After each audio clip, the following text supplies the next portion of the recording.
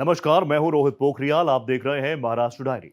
मुख्यमंत्री देवेंद्र फडणवीस के नेतृत्व में महाराष्ट्र लगातार प्रगति के पथ पर अग्रसर है। निवेश में दर्ज हो रहे इजाफे से राज्य की अर्थव्यवस्था नई ऊंचाइयों को छू रहा है। सशक्त सरकार, सशक्त महाराष्ट्र। महाराष्ट्र देश की अर्थव्यवस्था की रीढ़ है। मुख्यमंत्री देवेंद्र फडणवीस की विकासपरक नीतियों के चलते प्रत्यक्ष विदेशी निवेश एफडीआई में लगातार बढ़ोतरी दर्ज हो रही है। दावोस में आयोजित वर्ल्ड इकोनॉमिक फोरम में 30 लाख करोड़ के निवेश समझौता की पुष्टि है। गणतंत्र दिवस समारोह में मुख्यमंत्री फडणवीस ने राज्य की मजबूत हो रही अर्थव्यवस्था के बारे में बताते हुए कहा कि महाराष्ट्र कभी रुकेगा नहीं, महाराष्ट्र गतिशील रहेगा और संविधान की शक्ति पर निरंतर प्रगति की ओर बढ़ता रहेगा। महाराष्ट्र की प्रगति राज्य के संतों, वीरों और छत्रपति शिवाजी महाराज द्वारा दिए गए स्वाभिमान के मूल्यों पर आधारित है। दुनिया भर के देश अलग अलग क्षेत्रों में निवेश कर रहे हैं। राज्य में औद्योगिक विकास होने से रोजगार में भी इजाफा दर्ज हो रहा है। श्री गुरु तेग बहादुर साहिब जी के 350वें शहीदी समागम पर लाखों श्रद्धालु पहुंचे। मुख्यमंत्री देवेंद्र फडणवीस ने उनके बलिदान की कहानी को घर घर तक पहुंचाने का संकल्प लिया। 350वां शहीदी समागम। सिख धर्म के 9वें गुरु श्री गुरु तेग बहादुर जी के 350वें शहादत समागम पर भव्य आयोजन किया गया। हिंद दी चादर गुरु तेग बहादुर जी ने धर्म, राष्ट्र और मानवता के लिए अपने जान अर्पण किए थे। महाराष्ट्र के मुख्यमंत्री देवेंद्र फडणवीस हुजूर साहब के दरबार में पहुंचे और गुरु को श्रद्धांजलि अर्पित की। इस मौके पर फडणवीस ने गुरु के बलिदान के इतिहास को घर घर तक पहुंचाने का संकल्प लिया।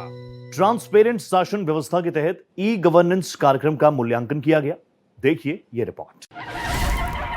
ई गवर्नेंस कार्यक्रम का मूल्यांकन। देवेंद्र फडणवीस सरकार ने 2025 की महत्वाकांक्षी 150 दिवसीय कार्य योजना के तहत 97 सरकारी संस्थानों, बोर्डों और कंपनियों का ई गवर्नेंस मूल्यांकन किया।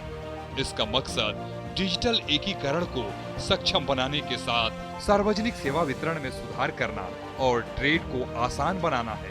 कैपेसिटी बिल्डिंग और आर्थिक विकास को गति देने के लिहाज से ये बेहद अहम है। इसके मूल्यांकन में महाराष्ट्र समुद्री बोर्ड MMB शानदार प्रदर्शन करते हुए अव्वल रहा। महाराष्ट्र की देवेंद्र फडणवीस सरकार ने यातायात व्यवस्था में ऐतिहासिक बदलाव लाने का फैसला किया है। इसके तहत राज्य की 2 इंटरनेशनल हवाई अड्डों को मेट्रो लाइन से जोड़ने वाली मेट्रो लाइन 8 को मंजूरी दे दी गई। मेट्रो 8 को हरी झंडी।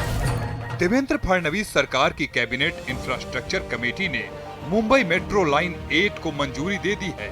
35 किलोमीटर लंबा कॉरिडोर मुंबई के छत्रपति शिवाजी महाराज अंतर्राष्ट्रीय हवाई अड्डे को नवी मुंबई अंतर्राष्ट्रीय हवाई अड्डे से सीधा जोड़ेगा। 22,862 करोड़ की अनुमानित लागत वाले इस प्रोजेक्ट को सार्वजनिक निजी भागीदारी मॉडल के तहत विकसित किया जाएगा। नवी मुंबई में नया एयरपोर्ट तैयार हुआ है।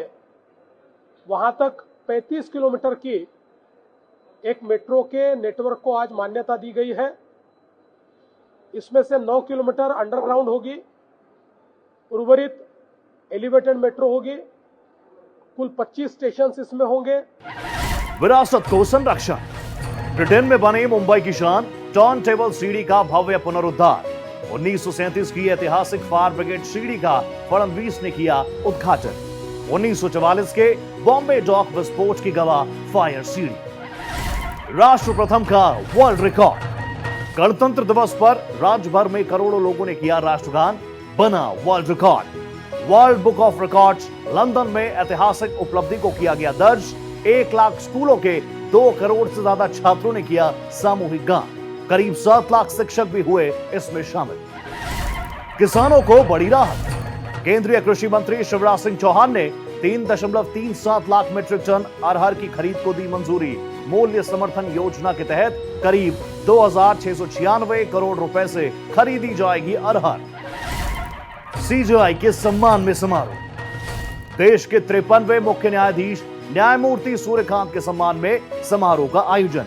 मुंबई उच्च न्यायालय में आयोजित समारोह में डिप्टी सीएम एकनाथ शिंदे थे chief guest. Kolhapur circuit bench को पूर्ण बेंच का दर्जा देने की मांग। महाराष्ट्र डायरी में आज के लिए इतना ही। बाकी की खबरों के लिए देखते रहिए भारत एक्सप्रेस।